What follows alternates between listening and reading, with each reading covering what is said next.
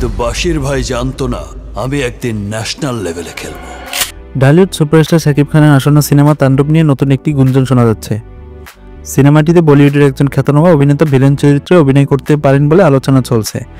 যদিও এই বিষয়ে নির্মাতার পক্ষ থেকে আনুষ্ঠানিক কোনো ঘোষণা আসেনি, তবে ইন্ডাস্ট্রির অভ্যন্তরীণ সূত্রে জানা গেছে নির্মাতারা আন্তর্জাতিক মানের একটি অ্যাকশন থ্রিলার উপহার দেওয়ার লক্ষ্যে বলিউডের একজন অভিজ্ঞ অভিনেতাকে ভিলেন চরিত্রে নেওয়ার পরিকল্পনা করছেন। তাণ্ডব পরিচালনা করেছেন রায়হান রাফি, যিনি এর আগে শাকিব খানের সঙ্গে তুফান সিনেমায় কাজ করেছেন। সিনেমাটির শুটিং ইতিমধ্যে শুরু হয়েছে এবং এটি 2025 সালের ঈদুল আজহায় মুক্তি পাওয়ার কথা রয়েছে।